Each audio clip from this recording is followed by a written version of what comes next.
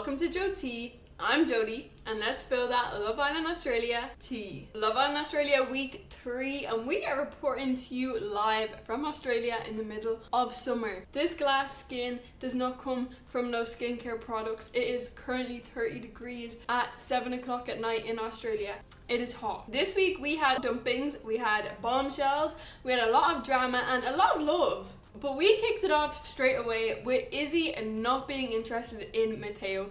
I did think Isabel was going to be interested in him. I thought it was going to be a little bit spicy, a little bit of her and Connor going back and forward, but no. My girl is dumbfounded over Connor. They are actually falling for each other, and it's actually kind of cute. It is kind of cute, but then they ended up falling out this week because Connor is not very popular with the superfans. Do I believe the superfans are actually superfans or if it's producers? That's why I can never trust Love Island Australia, because who is the superfans? I've applied and I've never been accepted. Let me know if you're a superfan and if it's real. Do you get to watch the episodes and vote in real time? Please tell me. But I genuinely think they're being a bit harsh on Connor because he's friends with Zayn. That's literally all they're going off. They're like, oh, he is a housemate of Zayn's, so obviously he's here for the clout. I actually don't really think he is. I think he's really into Izzy. I don't think he actually expected to fall for somebody as quick as they have been. Isabel and Connor are ride or dies. They are here till the end, mark my words. Mateo though quickly moves on to Lacy, and Lacy seems to think that she has a connection with Mateo. Are you surprised? You shouldn't be. He obviously then ends up choosing her to recouple because she's made him think that he has a chance with her. And Tamara obviously picks Mick. This leaves Yana as the single girl that has to choose between Kai and Cooper. The shock twist though was that Yana actually picked Kai, her ex-boyfriend. Everybody thinks she should have dumped the cheating ex. It was his birthday. It was the perfect time to get back at him. He disrespected her. She could have used that moment to get rid of him out of the villa. But I understand why she didn't. She's known Cooper and everybody else in that villa for 2 weeks. She's known Kai for over 2 years. They have a history. She has admitted multiple times she actually really did love the guy, which means at minimum she still cares about him. Many people just think of their ex and they get mad and it's just rah rah, how do we get back at them? No, I think she actually still does care about the guy, and it's a big opportunity. You're weighing up, should you take the opportunity away from him, put your own emotions aside, let him have this opportunity, keep him in the villa. Maybe she wants to get back with him. Do we know? We don't entirely know what's going through her mind, but I do know, I understand why she kept him. Cooper obviously can't leave us without his stupid little comments. He's telling Yana and Kai, good luck sharing a bed with your ex. But Mick swoops in and saves the day as always, and he says good luck going home. But one thing I did notice is that this is the first time that we've seen Kai really acknowledging Yana. They haven't really been speaking in the villa, they avoid each other. Once she recoupled with him, now he's hugging her, he's checking on her, he's kissing her on the forehead. It was almost like instant, and it kind of makes you think, what if they had a plan, fake a breakup, come on the show together 6 months later, let's hate each other, be separate, but the walls come down when we recouple. That could be the key word. So now he feels safe to be touchy and communicating with her because now they've recoupled. Does that make sense? I think that could be a possibility, especially if they did only break up 6 months ago. The process for applying for Love Island is a lengthy one, so the fact they both got to apply and get on the show in 6 months is alarm bells ringing for you guys, because they're ringing for me. Just think about it. They literally have been avoiding each other for the whole time. They'll make eye contact, they'll turn the next corner, they don't want to talk, they don't want to see each other, they don't even want to make eye contact. As soon as they recouple off of a whim, now Kai is touching her, now Kai is hugging her, he's cuddling her, he's kissing her on the forehead. He's not sleeping in the bed, he's sleeping outside with Lacy, which is also interesting because Lacy's coupled up with Mateo now. She's led this guy on. It's another one of her victims. Mateo's confused because he thought he actually had a chance with her. She was making it out like they had a spark. They didn't. We all knew they didn't. But Mateo thought they did, and I can see why he thought that because of his one-on-one conversations with Lacy. But regardless, Lacy's sleeping outside. But even at that, they didn't do anything. So that's another interesting point. And in all of the challenges, Yana and Kai are kissing. They're not being weird with each other or nothing. They're full-on participating in the challenges. We could also say that's just something to do with the challenges. Let me know what you think on that. Do you think it's kind of a setup? Did they plan to meet here? Are they conning us? Is this a scam? We see things getting rocky for Sharon and Ross. Sharon doesn't think Ross is into her, and I agree with her. I think Ross is in love with that pink floaty in the pool. I think Sharon's too much for him, and not like too much she's outgoing. No, she's actually kind of rude. I don't know if many people would agree with me on that, but I think she like puts him down quite a lot, and she just thinks that's her cool boss bitch personality. They're very much, we're boss bitches, we have big balls. I'm actually like that. You guys make me cringe, because we're all grown women here, and you're sitting, we have bigger balls than you guys, we're so boss bitchy, we're so independent. Can we actually give it a rest? Is that like your whole personality? But we do then realize when Sharon confronts Ross about this, Ross tells her, well, on day one, you told me that you didn't want to kiss in bed on TV. You didn't want to do that. So he took that as a boundary, and she took that as he's not interested in me. Well, you took the consent away, so he's not going to try again. So I think he was just respecting her boundaries there. Now that they both understand each other, he seems like he's going to put more in. He's going to be more touchy. I still don't think that Ross is into Sharon. I think they can do all the lust stuff, but I don't think there's anything deeper there. I've been defending Mick on this channel, and I have said he is my favourite Love Island Australia Islander of all time. I really said that. I'm taking it back. Mick really sat down in one of these episodes and said he has an ick about Tamara. Now, her ick is that she will always be too white for him because she's Irish. And my only problem with that is that he actually chose Tamara. Like, she didn't force herself on him. He really wanted to pursue her, blah, blah, blah. He has an issue with her because she's always going to be too white, pasty. Bitch, we are just pasty girls. That's what we are.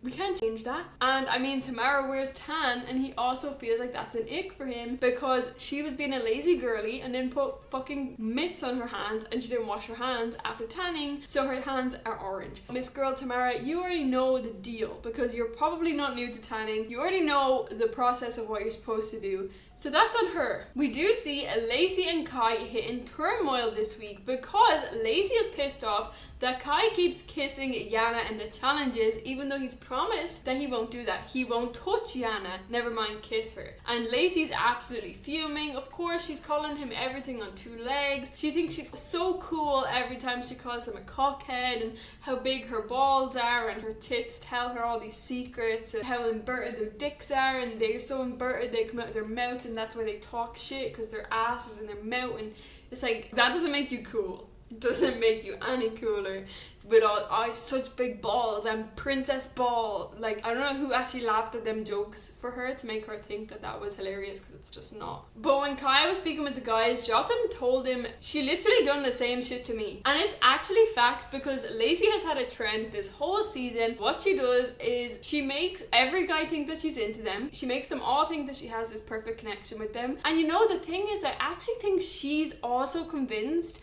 when she's having these one-on-one conversations with these guys that she's really into them and they have a great connection and a great spark, and when they kiss it's all magical. I genuinely think she believes that. She does it to every guy. So all these guys think they have this connection with her. They all recouple with her, and then they realize, wait, she's over there kissing this guy in front of my face, telling me that she's into me.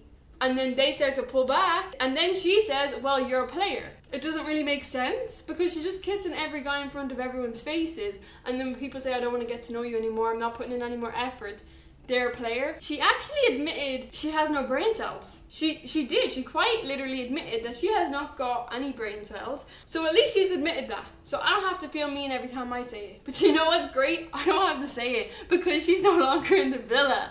It definitely doesn't last long, her and Kai fighting, because they end up fucking in the shower. And you heard me right. I just think that's crazy. And they kept talking about how we had pants on, blah, blah. We seen the scene. Don't try and gaslight us. We have eyes. As Isabel said, you don't moan washing your hair. But we did get to the dumping, and they were tricky with how they asked these super fans this question, because they said, who do you most want to see find love? And absolutely nobody with a right mind was going to vote for Lacy. We've seen her find love with 5 different guys in the space of 2 episodes. The decision was being made by Jotham, Mateo, and Ross. Jotham convinced them that Lacy is the one that's playing everybody the most, and she needs to be dumped. And Jotham iconically got to be the one dumping her, and I just loved that for him, because it felt like that was his moment. He got justice by dumping her from the villa, and she really stood there saying that she didn't think she should be the one being dumped. She may as well have just literally said, you guys should have dumped Yana and not me. Yana deserves to go, not me. You know what Lacy was most shocked by though? Kai wasn't leaving with her.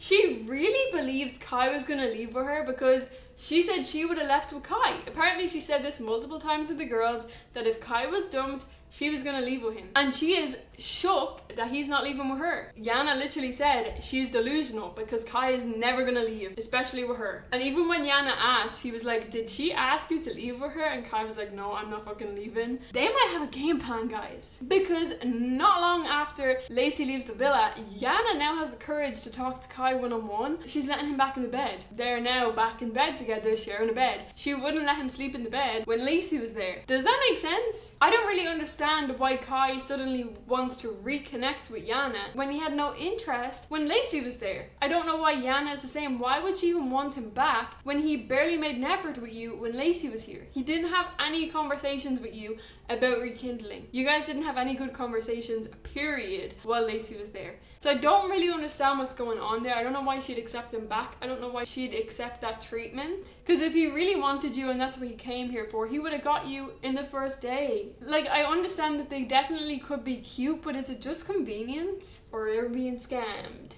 I think we're being scammed. Let me know if you think we're being scammed. Everybody is getting kind of lovey-dovey. We see Mateo and Tamara are definitely getting along a lot easier than Tamara and Mick. And I love that for her because the Mateo is not judging her for nothing. We've seen Mick even judging her on being a gamer. Mateo's not. He's like, I play Fortnite, I have a Travis Scott skin. And she's like, well, I have an Ariana Grande skin, and they would actually be fire playing together. Hello. He's not judging her for being a gamer like Mick was. I actually love this for her. I think she should go more towards Mateo and go away from Mick. But Connor and Isabel have gotten to the you better not hurt me stage, and you can see in her face that she's kind of terrified of him hurting her. But he's like, you got the wrong one. That's never gonna happen. And you can just see in their eyes they're falling for each other. Jotham and Gabby are also loved up. She's gone full clingy. She is on that man's hip 24/7. I love that for her. They did also get into the hideaway this week, and we seen her say that she's open to traveling the world with him for his sport. I mean, of course you are. Then we have got the wonderful Bombshells have come, and the girls are sent to spy on the guys while they're on a date. If any of these guys watched last season, they would know the girls were watching these dates because it's the exact same as last season. The exact setup, literally the way they were sitting, everything. So if any of them watched Love Island last year, they would have known the girls were watching. One thing I noticed instantly though, the girls are already being so mean to Boston, and I'm already mad at them because Sharon better pipe the fuck down or I'm gonna be back in Boston to jump that bitch. I'm joking. I don't support violence, but why are they being so mean about her already? She's a bombshell. She's here to do her job. Stop being so bitchy. Boston is actually really into Ross. That's her number one. Mick actually knows Boston, I'm guessing from the modeling world. Most of them were pretty straight up about their girls. Even Mateo was like, I actually have this thing with Tamara and I'm really happy with where it's going. Most of the guys were pretty loyal. Even Kai told them that he kind of has his ex on his mind. So that was very interesting. But then we had Jotham. I thought Jotham and Gabby were strong. Let me just tell you, right, because this guy sat down with strangers telling them that Gabby isn't somebody that he would usually go for on the outside. That she's kind of immature. She doesn't have emotional maturity. She's too young for him. I genuinely thought Gabby was pretty mature. I thought the way she dealt with Lacy was pretty mature. She never came to Jotham with the problem. She dealt with them and then came to him when she was finished. My only problem is I think Love Island set them up, but I also think they set them up in editing, and I think Gabby may have just reacted badly. He did tell the girls that he has a really strong couple and it would take a lot for him to turn his head. And when the clip stopped playing, the girls instantly said to Gabby, he done really well. And Isabel said to her, he even told the girls that he misjudged you. That means he may have told them, Gabby isn't somebody I'd go for on the outside, but I misjudged her. And they just didn't play that part. So I really do think producers are setting Jotham up here. I think he didn't go as hard on Gabby as they showed us, but Gabby obviously was really upset. But that's another thing that I don't really understand, is Gabby blocking out the memory that Jotham actually shut her down on the first day because he told her personality isn't really for him, he's more into Lacy. He said multiple times Gabby isn't the type of person he'd go for on the outside. He was always honest about that, so I don't know why we're acting shocked. I think they've just grown past it and he's realised, which he's also said multiple times, that there's more to her and they would actually get along really well. He just had to give her a chance. Now Gabby is really upset, and I don't know, what do you guys think? Is she going to use this now as an excuse to get to know the new bombshell Alex and kind of drop them? Because it's like, oh, now this is my easy escape because I seen you say some bullshit. I can switch on to the next bombshell and I won't be painted as the bad guy. It'll be all on Jotham. Even though Jotham may have not said shit as bad as we were shown. And also there's points behind it. He literally he stood 10 toes on his opinion the whole way through. And he's just gotten closer to Gabby, meaning his opinion's going to change on her.